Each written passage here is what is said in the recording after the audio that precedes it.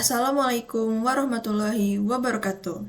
Perkenalkan, kami dari kelompok 5 kelas TT4609 akan melakukan presentasi tugas besar kami yang bertemakan optimasi jaringan telekomunikasi dengan judul Merajut Koneksi Desa, Tingkatkan Layanan Telekomunikasi Masyarakat.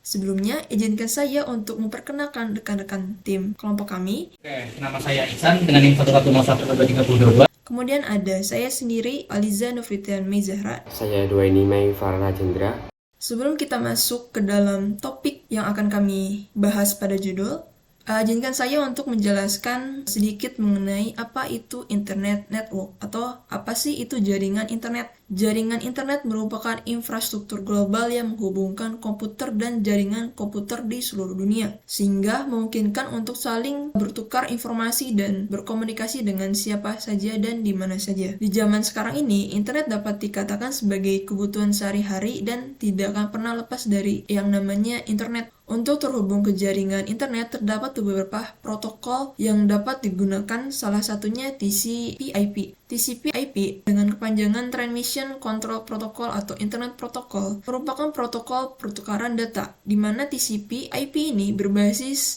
dalam paket switch sehingga memungkinkan keunggulan menggunakan banyak layanan dalam satu waktu. Layanan tersebut seperti video, audio, maupun data file. Agar perangkat kita dapat terhubung ke internet, kita dapat menggunakan teknologi Wi-Fi secara wireless atau tanpa kabel. Kita juga dapat menggunakan kabel yang terhubung dengan router. Router tersebut berfungsi sebagai penghubung antar perangkat agar dapat saling berkomunikasi. Agar dapat terhubung ke internet, router tersebut juga perlu terhubung dengan Internet Service Provider atau ISP, atau sering kita sebut dengan sebagai penyedia internet. Nah, ISP ini yang akan menghubungkan perangkat kita seperti handphone atau laptop ini ke dalam jaringan internet yang tersedia. Nah, selanjutnya kita bakal membahas mengenai problem introduction atau penjabaran sebuah permasalahan. Nah, daerah pedesaan maupun pinggir kota seringkali kehilangan sebuah akses internet dikarenakan sinyal yang kurang memadai. Nah, faktor penyebabnya ada 3. Yang pertama ada infrastruktur telekomunikasi atau BTS yang terbatas, kemudian ada frekuensi dan jenis sinyal, dan ketiga ada ketidakstabilan cuaca. Nah, di sini akan saya jelaskan satu persatu. Yang pertama ada infrastruktur telekomunikasi yang terbatas. Nah, di daerah yang berada di paling luar atau daerah yang jauh dari jangkauan BTS akan mendapatkan sinyal yang kecil, maka seringkali kehilangan sebuah koneksi. Nah, pembangunan infrastruktur yang tidak merata ini berakibatkan pada beberapa daerah mengalami keterbatasan pada sinyal internet itu sendiri. Kemudian yang kedua ada frekuensi dan jenis sinyal. Nah, dalam kehidupan sehari-hari kita seringkali menemui sumber daya komunikasi seperti radio, televisi, telepon seluler, dan lain-lain. Nah, contoh penerapan tersebut memiliki rentang frekuensi sinyal elektronik yang berbeda dan terbatas, sehingga menyebabkan sebuah tumpang tindihnya penggunaan sumber daya yang ada dan menyebabkan kualitas internet atau kualitas jenis sinyal terganggu. Kemudian yang ketiga ada ketidakstabilan sebuah cuaca. Nah, cuaca yang tidak stabil seperti hujan lebat, angin kencang dapat merusak sebuah infrastruktur dan mengganggu sebuah transmisi sinyal. Hal ini dapat berpengaruh besar pada daerah yang kondisi awalnya sudah terbatas dan susah untuk mendapatkan sinyal. Nah, seperti masyarakat yang kurang mengenal internet dapat mengalami sebuah permasalahan seperti kuota internet mahal. Nah, kuota internet mahal ini tuh seperti mahalnya harga paket data. Nah, dari permasalahan itu menyebabkan sebuah faktor pembatas bagi pengguna dalam mengakses sebuah internet. Nah, paket data internet biasanya menawarkan sebuah kuota tertentu, dan ketika pengguna mencapai sebuah batas tersebut, berbagai konsekuensi dapat timbul, termasuk pembatasan kecepatan atau penghentian sebuah akses. Nah, selanjutnya koneksi internet yang kurang memadai akan mengganggu segala bentuk komunikasi jarak jauh, sehingga dapat berimbas beberapa sektor bidang seperti pendidikan, ekonomi, layanan publik, inovasi, dan pembangunan sektor lainnya. Dan problem-problemnya seperti yang pertama ada pendidikan terhambat. Nah, pada bidang pendidikan pembelajaran akan terhambat ketika koneksi internet buruk. Hal itu tentu akan mengurangi kesempatan bagi siswa untuk memperoleh sebuah pembelajaran yang baik. Kemudian ada transaksi bisnis menurun, seperti pada bidang ekonomi akan memerlukan sebuah koneksi internet. Tentu hal tersebut akan berpotensi pada pendapatan sebuah masyarakat. Keterbatasan mengenai akses informasi pasar dan pelatihan online juga dapat menghambat keterampilan dan menurunkan peluang sebuah pekerjaan. Kemudian akses terhadap layanan publik yang disediakan pemerintah seperti layanan kesehatan, layanan informasi publik, dan proses administratif yang memerlukan koneksi internet juga semakin sulit buat diakses. Kemudian yang terakhir ada inovasi dan pembangunan. Nah, keterbatasan internet pada bidang ini menghambat sebuah pembangunan di tingkat lokal sehingga berpotensi menurunkan kemampuan desa untuk berkembang secara global. Kita masuk ke problem solution. Untuk mengatasi permasalahan yang ada, kita dapat menerapkan internet desa yang merupakan program perluasan internet dengan bekerjasama dengan pemerintah. Dengan menghidupkan internet di pedesaan dapat memajukan desa sehingga dapat bersaing secara global. Pendidikan, ekonomi, dan aspek lainnya juga turut berkembang karena internet akan membawa berbagai macam informasi yang dapat menyelesaikan masalah yang ada. Internet pada desa juga akan mempererat hubungan masyarakat dengan pemerintah karena segala administratif dan layanan publik dapat diakses dengan lancar. Pada internet desa ini menggunakan sistem jaringan hotspot berbasis mikrotik. Mikrotik merupakan sistem operasi yang dapat mengubah komputer menjadi router jaringan dan memiliki banyak fitur untuk mengatur jumlah pengguna, bandwidth, sistem voucher, dan lain sebagainya. Mikrotik juga hadir dalam bentuk mikrotik router board yang dapat dengan mudah untuk digunakan. Untuk menyebarkan sinyal hotspot diperlukan perangkat lain seperti router repeater.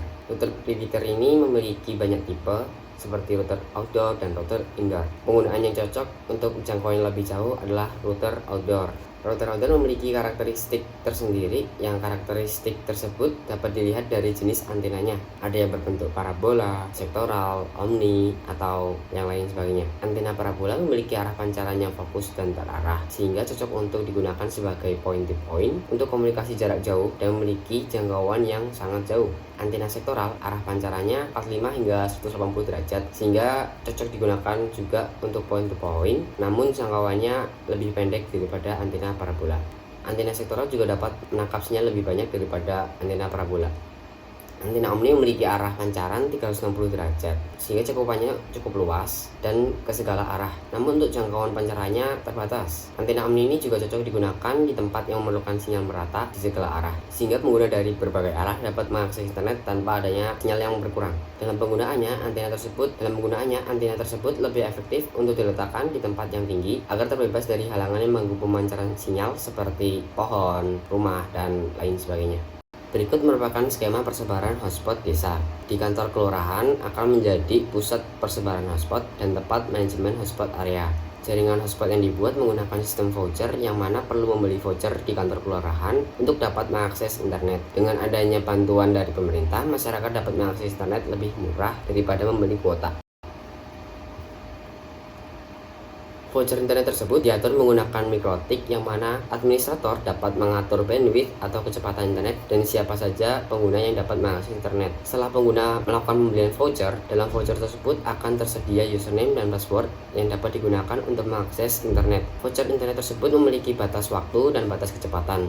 Jika pengguna telah melebihi waktu yang diperuntukkan, maka pengguna tidak dapat mengakses internet dan perlu membelinya lagi. Pembatasan kecepatan ini perlu dilakukan dengan tujuan untuk mengatasi adanya pengguna yang menguasai seluruh bandwidth, sehingga seluruh pengguna dapat menggunakan internet dengan stabil dan rata.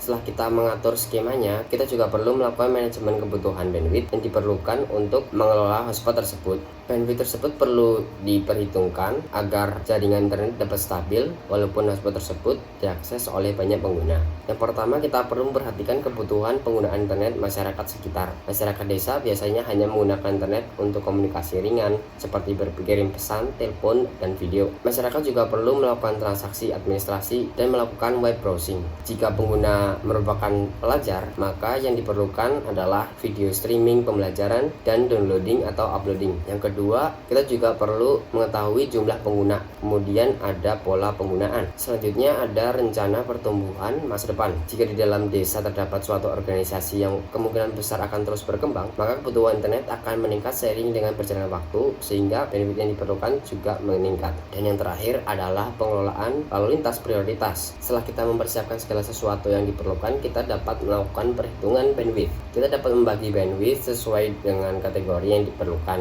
yaitu ada kategori ringan, sedang, dan berat. Untuk penggunaan ringan sekitar 200 kilobit per second yang itu dapat digunakan untuk web browsing. Penggunaan sedang sekitar 500 kilobit per second untuk administrasi, mengisi dokumen di Google Drive, atau mendownload dan mengupload. Dan ada pengguna berat sekitar 1 megabit per second untuk melakukan streaming video. Kita asumsikan terdapat 20 pengguna ringan, 10 sedang, dan 10 berat. Untuk menghitung jumlah bandwidth yang diperlukan, dapat menggunakan rumus sederhana yaitu banyak perangkat pengguna dikali dengan batas bandwidth maksimal.